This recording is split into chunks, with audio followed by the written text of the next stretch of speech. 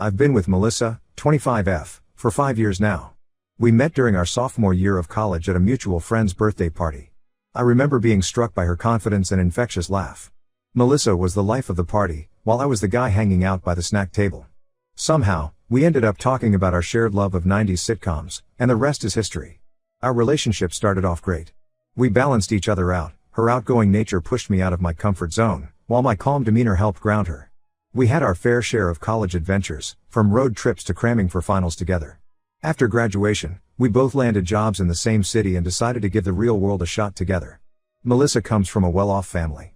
Her parents own a successful chain of boutique hotels, and she grew up accustomed to a certain lifestyle. I, on the other hand, come from a middle-class background.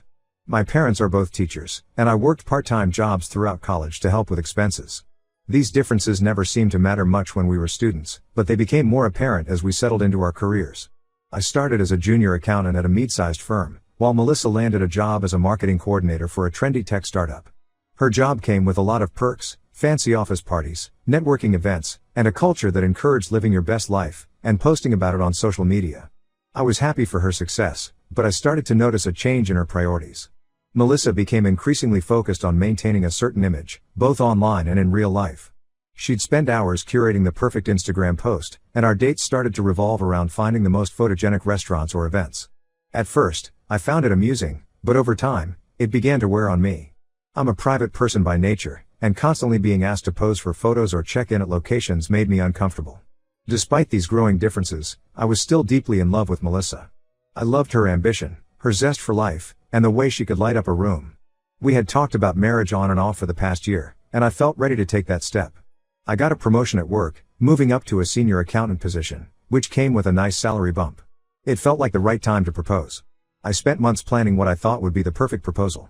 I remembered Melissa once mentioning how she loved the idea of a cozy mountain getaway, so I booked us a weekend at a rustic chic resort upstate. I chose a ring that I thought suited her style, a 1.5 carat diamond in a rose gold setting. It wasn't the biggest rock, but it was elegant and, importantly, within my budget. The weekend started off great. We arrived at the resort on Friday evening, and I had arranged for a romantic dinner at the hotel's acclaimed restaurant. Melissa seemed to be enjoying herself, though she did comment that the lighting wasn't great for photos. After dinner, I suggested a moonlit walk around the resort's grounds. The night was clear, and the stars were bright. It felt magical. I led Melissa to a scenic overlook I had scouted earlier. My heart was pounding as I got down on one knee and pulled out the ring. I had practiced a heartfelt speech, telling Melissa how much I loved her and how I wanted to spend the rest of my life with her. But before I could get through half of it, I noticed her expression change. She looked disappointed. When I finished my speech and asked her to marry me, Melissa hesitated. The silence felt like it stretched for hours. Finally, she said, "I'm sorry, but I can't say yes to this." I felt like I had been punched in the gut. Confused and hurt, I asked her what was wrong. Melissa's eyes welled up with tears as she explained that while she loved me, the proposal wasn't what she had envisioned. She had been hoping for something more Instagrammable, her exact word. She mentioned wanting a professional photographer to capture the moment, saying she had always dreamed of having a proposal she could share with the world. Then came the comment about the ring. Melissa said it was cute but not quite her style. She admitted she had been expecting at least a 2-carat diamond, preferably in a platinum setting. I was stunned. We had never discussed specific ring preferences, and I had no idea she had such exact expectations. The rest of the weekend was awkward and tense. We barely spoke during the drive home on Sunday. I felt embarrassed, hurt, and frankly, a little angry. I had put so much thought and effort into making this moment special, and it felt like none of that mattered to Melissa. Once we got home, Melissa seemed to switch gears. She started acting like nothing had happened, chatting about work and making plans for the week as usual. But she also began showing me elaborate proposal videos on Instagram and TikTok, commenting on how romantic and creative they were. It felt like she was hinting that I should try again, this time meeting her unstated expectations. I'm at a loss. Part of me wonders if I'm overreacting. Melissa has always been into social media and appearances, so maybe I should have anticipated this reaction. But another part of me feels like this is a major red flag about our compatibility and values. Looking back, I can see other instances where our different backgrounds and priorities have caused friction. Melissa often suggests expensive restaurants or designer stores for shopping trips, not seeming to understand when I express concern about the cost. She's made comments about my wardrobe, suggesting I need to upgrade my style to fit in better with her coworkers and friends. There was even an incident last year where she was upset that I wouldn't split the cost of a luxury handbag she wanted for her birthday, even though it was way out of my budget. My friends and family are shocked by her reaction to the proposal. My best friend thinks I should break up with her, saying that Melissa seems more interested in a wedding than a marriage. My sister, always the peacemaker, suggests giving Melissa another chance, thinking maybe she just got caught up in the moment and reacted poorly. I'm torn and don't know what to do. I love Melissa, and we have 5 years of history together. But this incident has made me question whether we truly want the same things in life. Am I wrong for being upset about this? Should I try to recreate a more elaborate proposal to make her happy? Or is this a sign that we're not on the same page for our future together? I feel like I'm at a crossroads, and I'm not sure which path to take. Any advice would be appreciated. Update 1. It's been a week since my original post, and I want to thank everyone for their responses. Your advice and support have been incredibly helpful as I navigate this difficult situation.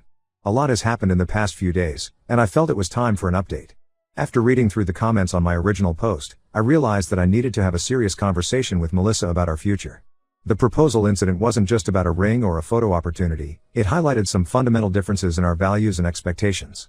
I invited Melissa over to my apartment last Tuesday evening. I had spent the day mentally preparing for the conversation, trying to organize my thoughts and feelings. When she arrived, I could tell she sensed something was off. We sat down on the couch, and I took a deep breath before diving in. I started by explaining how hurt I was by her reaction to the proposal. I told her that I had put a lot of thought and effort into making it special, and her rejection made me feel like my efforts weren't valued. I also expressed my concerns about our differing expectations for our life together. Melissa's initial reaction was defensive. She accused me of being basic and not understanding her dreams. She pulled out her phone and started showing me her Pinterest board, full of images of extravagant weddings, designer engagement rings, and luxury honeymoon destinations. "This is what I've always wanted," she said. "Don't you want me to be happy?" I tried to gently point out that these things were way out of our budget. I explained that while I wanted to build a beautiful life together, it needed to be within our means. I suggested that we could work towards some of these goals over time, but we needed to be realistic. Melissa's response shocked me. She suggested that I get a second job or ask my parents for money to fund her dream wedding and lifestyle. When I reminded her that my parents were teachers and didn't have that kind of money to give, she scoffed and said, "Well, I guess they should have chosen better careers." I was floored by her insensitivity. It was like I was seeing a side of Melissa I had never fully recognized before. As we continued talking, it became clear that Melissa had a very different vision for our life together than I did. She wanted a lifestyle that we simply couldn't afford, and she didn't seem to care about the stress and sacrifice it would take to achieve it. The conversation took an even worse turn when Melissa revealed that she had already told all her friends and family about the failed proposal. I was hurt and angry that she had shared such a private moment without my consent. But what really got to me was how she had twisted the story. According to Melissa, I hadn't put any effort into the proposal, and the ring was embarrassingly small. She had painted herself as the victim of my thoughtlessness. I felt betrayed. Not only had Melissa rejected my heartfelt proposal, but she had also misrepresented the situation to make herself look better at my expense. It made me question how many other times she might have done this throughout our relationship. We talked for hours, going in circles. Melissa alternated between defending her actions and accusing me of not loving her enough to give her what she wanted. By the end of the night, we were both exhausted and emotional. I told Melissa I needed some time to think about our relationship. She left in tears, saying I was being selfish and immature. The next day, I was shocked to see that Melissa had posted a cryptic message on Instagram. It said something about knowing your worth and not settling for less than you deserve. Her friends were commenting with supportive messages, clearly thinking I was the villain in this situation. It felt like another betrayal, airing our private issues on social media for attention and sympathy. I'm feeling lost and conflicted. On one hand, I still love Melissa. We have 5 years of history together, and there are many things about her that I adore. But on the other hand, this incident has forced me to confront some hard truths about our relationship. The materialistic side of her seems to be taking over, and I'm not sure I can keep up with her demands, or that I want to. I've decided to take a week off from communication with Melissa to clear my head. I'm going to stay with my brother for a few days to get some perspective. He's always been a good sounding board, and I think some distance from the situation will help me think more clearly. I know I have a big decision to make about our future. Part of me hopes that Melissa will realize how her actions have affected me and that we can find a way to work through this. But another part wonders if this is a fundamental incompatibility that we can't overcome. I'll update again once I've had some time to process everything. Thank you all again for your support during this difficult time. Your insights and advice have been invaluable. Update 2. It's been about 2 weeks since my last update, and I wanted to fill you all in on what's been happening. A lot has changed, and I'm still processing everything. After spending a week at my brother's place, I came back feeling more clear-headed about the situation with Melissa. The time away gave me a chance to reflect on our relationship as a whole, not just the proposal incident. I realized that our relationship had been rocky for a while, but I'd been ignoring the red flags. I decided it was time to meet with Melissa and have an honest conversation about our future. We agreed to meet at a quiet coffee shop in town, neutral ground for both of us. I arrived early and found a secluded corner where we could talk privately. When Melissa arrived, I could tell she was nervous. We ordered our drinks and sat in awkward silence for a few minutes before I finally spoke up. I calmly explained my feelings and concerns about our differing values and expectations. I told her that while I cared for her deeply, I wasn't sure we were compatible in the long run. Melissa's reaction surprised me. Instead of getting defensive like before, she broke down in tears. She admitted that she'd been feeling insecure about our relationship and thought a grand proposal would prove my love to her friends and family. She also confessed that she'd been struggling with comparing our life to the seemingly perfect one she saw on social media. While I appreciated her honesty, it didn't change the fundamental issues in our relationship. I gently suggested that maybe she should talk to someone about her insecurities and social media addiction. Melissa didn't take this well and accused me of calling her crazy. The conversation quickly devolved from there. Melissa started bringing up old arguments and blaming me for everything wrong in our relationship. She even accused me of never really loving her because I wouldn't step up and give her the lifestyle she wanted. It was at that moment that I knew there was no salvaging the relationship. I told Melissa that I thought it was best if we went our separate ways. She didn't take it well, alternating between begging me to reconsider and lashing out in anger. It was painful to watch, but I knew I had to stand firm in my decision. The hardest part came when we had to disentangle our lives. We didn't live together, but we had a lot of shared belongings and friend groups. Melissa made things difficult by spreading her version of events to our friends, painting herself as the victim. Some mutual friends took her side, which was painful. One particularly difficult moment was when Melissa's parents got involved. They called me, expressing their disappointment and trying to persuade me to give the relationship another chance. It was uncomfortable having to explain my reasons for ending things, especially when they brought up the financial support they had occasionally provided for our dates and trips. The past week has been a roller coaster of emotions.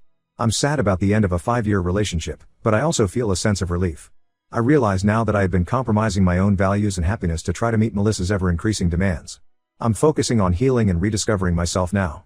I've picked up some old hobbies I had neglected, like playing guitar and hiking. I'm also spending more time with friends who have been supportive throughout this ordeal. It's been nice to reconnect with people I had drifted away from during my relationship with Melissa. It's not easy, but I know I made the right decision for my future. I'm learning to trust my instincts and value my own needs and boundaries. While I'm not ready to think about dating again, I'm hopeful about what the future might hold. Thank you all again for your advice and support. It really helped me find the strength to do what was best for me. Update 3. It's been about a month since my last update, and I wanted to share some final thoughts on this chapter of my life. The breakup with Melissa has been tough, but I'm slowly starting to feel like myself again. I've had a lot of time to reflect on our relationship and my own needs and values. It's been a process of rediscovery in many ways.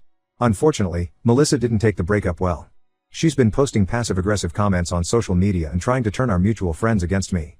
It's been hurtful to see her act this way, but I'm doing my best to take the high road and not engage. I've muted her on all social media platforms to give myself some peace. On a positive note, this experience has helped me reconnect with some old friends I had drifted away from during my relationship. My college roommate, Alex, reached out after hearing about the breakup. We hadn't spoken much in the past couple of years, but it was like no time had passed. We've been meeting up weekly for basketball games, just like we used to. It's been a great outlet and a reminder of the importance of maintaining friendships outside of a romantic relationship. I've also been spending more time with my family. My parents have been incredibly supportive, offering words of encouragement and home-cooked meals. My sister even flew in for a weekend to cheer me up. It's moments like these that make me appreciate the people who truly have my back. As for my career, the promotion I got before all this happened has been keeping me busy, which is a welcome distraction. I've thrown myself into some challenging projects at work, and it's been rewarding to focus on my professional growth. My boss has noticed my increased dedication and hinted at potential opportunities for advancement in the near future. I've started a new routine of going for morning runs in the park near my apartment. It's been a great way to clear my head and start the day on a positive note. I'm even considering signing up for a half marathon later this year, something I've always wanted to do but never found the time for when I was with Melissa. Looking back, I can see now that Melissa and I were never truly compatible. We wanted different things out of life, and no amount of love could bridge that gap. While it's painful, I'm grateful that I discovered this before we got married or became even more entangled in each other's lives. There are still moments when I miss Melissa or wonder what if, but they're becoming less frequent. I'm learning to appreciate the lessons from our relationship without dwelling on the past. I know that moving forward, I'll be more aware of my own needs and values in a relationship. I haven't started dating again, and I'm in no rush to do so. Right now, I'm focusing on myself and rebuilding my life as an individual. I've started reading more, trying out new recipes, and even signed up for a photography class, something I've always been interested in but never pursued because Melissa thought it was boring. One unexpected outcome of this whole experience has been a shift in my perspective on social media. I've become more mindful of my online presence and the content I consume. I've unfollowed accounts that made me feel inadequate and instead started following more positive, inspiring pages. It's amazing how much of a difference this small change has made in my overall outlook. To anyone going through a similar situation, my advice would be to trust your gut and don't compromise your values for someone else's unrealistic expectations. It's better to be single than to be with someone who doesn't appreciate you for who you are. And remember, healing takes time. Be patient with yourself. Thank you all for your support throughout this journey. Your comments and messages have been a source of strength and clarity during a difficult time. While this chapter of my life is closing, I'm looking forward to writing the next one on my own terms.